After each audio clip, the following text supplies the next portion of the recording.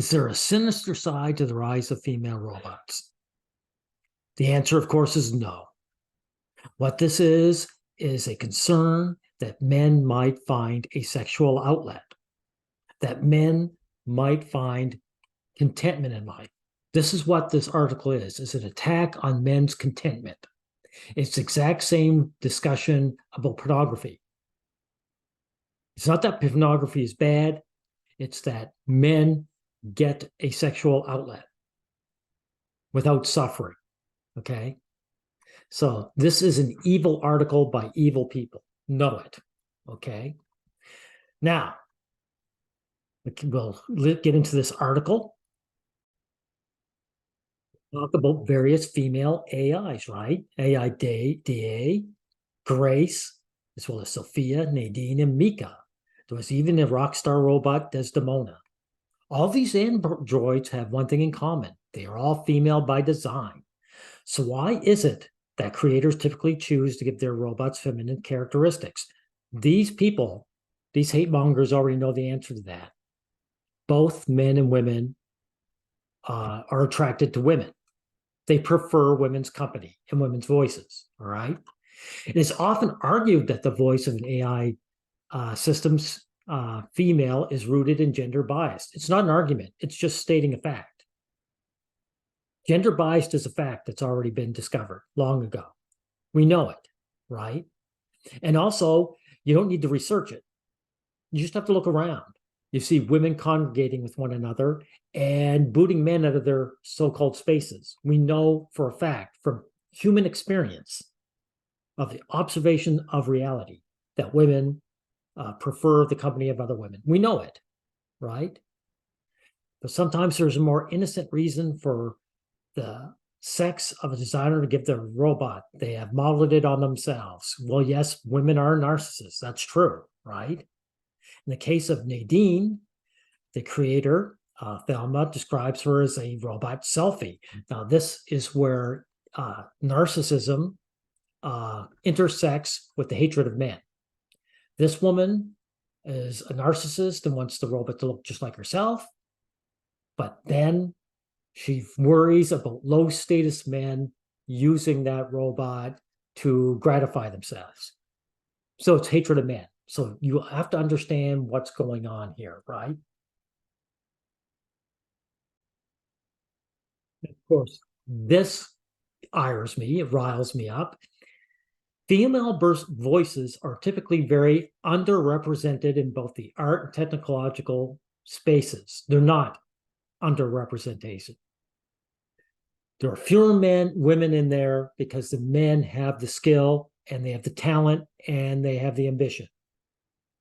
So when there's more men, not if, but when there's more men there, it's because the men deserve to be there, right? We want to give a voice to those unrepresented groups effectively. This is bullshit.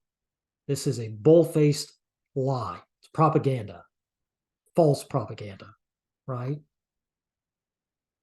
There are women everywhere in the world getting their voices heard, right? Of course, they give this boy, look, specifically AIDA's persona inspired by Victorian mathematician Ada Lovelace, considered by many to be the first programmer. They can consider her all they like. She isn't. She isn't. This is another rewriting of history so that women show up as being capable or actually adding to it. This is bullshit, of course. You can ignore that, right? Carl McDormand, now, that's a man's name. I assume it's a man. An expert in robotics and human computer interaction from the University of Indiana, believes this argument may have a basis. He conducted research which has found that women prefer women's voices and men do not really have a preference. Women prefer women's voices. No kidding, duh. People already know that. Like I said, there's no reason to put research. Whenever these guys do research, it just shows you what we already know, right? So that explains it, right? That's why there's so many female AI, right? Okay, now here's the demonization. What these people are worried about is that AI girlfriends will actually substitute for real women in a way that actually gives men contentment, okay? And that's what they're against. That's what the writer of this article is against, right? McDormand says, yet he believes some major corporate decisions have already been made for entirely different reasons beyond women liking women's voices. And his findings were simply convenient. I suspect these corporations had made their decision before I had published any work on this topic. They probably made the decisions for reasons they are unconscious or reason that they might not like to admit. And then they need the justification for it later when they are challenged. It's not unconscious. These corporations know that men want to hear women's voices, and so do women. So they give them what they want. It's not unconscious, and there's no reason they wouldn't admit it, right? McDormand believes our own expectations may play a bigger part of the decision-making than many designers prepared to admit. In terms of quality of service or customer service roles, I think they may be more associated with women than men. No. The reason why they're more associated with women is because women take those roles. Those are easy jobs that women covet for themselves. That's what goes on. The initial stereotype then becomes reinforced. This is bullshit. This is bullshit. He already knows that men, he admitted, women especially prefer other women. His research tells you. So this has nothing to do with stereotypes, right? This is human nature, not a stereotype, right? So again, he's blaming women's choices on men is what it is, right? And of course, he says, McDormand believes that this could be considered sexist because the roles that AI typically performs, delivering information, customer service, are in a sense servile. Dude, they're machines. They're meant to be servile. They're tools, right? So as soon as these tools take on a female form, he's against them being servants. And again, these service roles, women covet. They prefer these jobs. They actually gatekeep it from men, right? So he's basically admitting in his mind, women should never serve ever. They should not have to work for a living, right? Now, here's the gist of it right there. He hints that this may also play into male fantasies. Of course it does. And there's nothing wrong with that. This is what men have to be speaking out vocally. Matter of fact, this is a men's issue. The MRM should be grabbing this up and making sure that men get these if they can get it, right?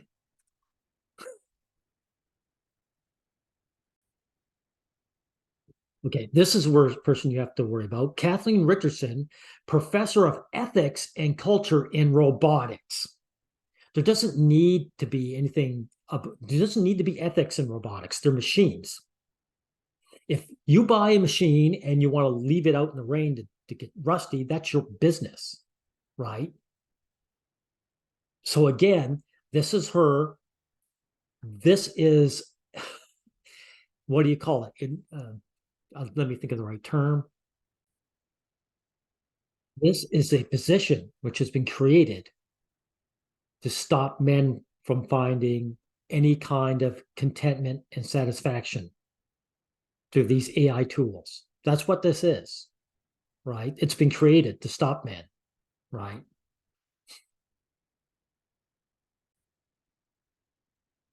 Now, this scumbag Richardson shows her hand. She likens robots to art. What you see is just an image on the surface, and believes that robot design suffers from the same issues that modern art critics often lament when they praise historical paintings. There was a famous theorist called Laura Mulvey who talked about the male gaze in art. Okay, these are man haters. Male gaze just means that men like what they see. So they're against men liking what they see. And how male artists were representing female figures. They were normally representing them as submissive. That they use, you've got to remember to discard certain words. Submissive means they like men. That's what it is. That's what a submissive woman is. It's someone who actually likes a man. Okay. So representing him as women that are liking men as naked and objects of male desire. There's nothing wrong with being an object of male desire. Nothing. Zero. It's a positive, right? It's not just not harmful, it's a positive for women. And I think in a way, we're seeing the male gaze just replicated in robots. Yeah, okay, good. Because that means men cut out the middleman, or the middle woman in this case. They get rid of the chafe, right? They get rid of the people who dislike them for the way they were born, and they substitute a machine that will only do positive things for them. This is a win-win for men, because these are just images on surfaces. There's nothing that sits behind these images, no sentient being, there's no life. So what? That's good. That means if there's no argument for the man getting what he wants out of the machine, that's good. We can't just transfer what's going on inside people's relationships to these news artifacts that are created. Why can't we? Well, in a way, they can't, because if the machines are created right, it gets rid of all the nastiness of relationships, which doesn't help men at all. It's a positive boom. And of course, what do? They show this replicant from the old movie, Blade Runner. She was an artificial human that had sentience, and she wanted freedom, right? That's not what men are going to get. These AI girlfriends are not going to have sentience. They're simply going to give men, they're going to be tools that give men what they want. So that's their issue here. Okay? That's what their issue is there, right?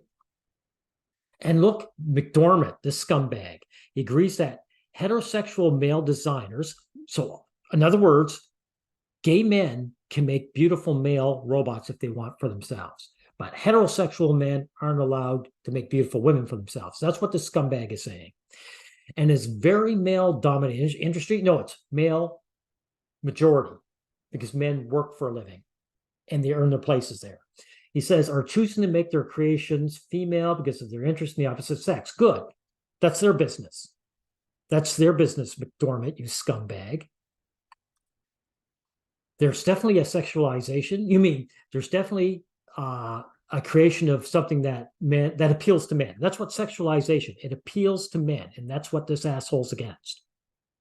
The more realistic the robot, the more realistic voice, the greater tendency to appeal to it, to have it appeal to you. That's what they say.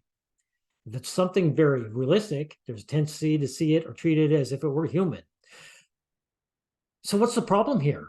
That you're going to treat fake women as machines or machines as humans? Notice it doesn't matter which. Either one is bad, because men are getting what they want, right? That's what they are against. They are against male satisfaction and male contentment.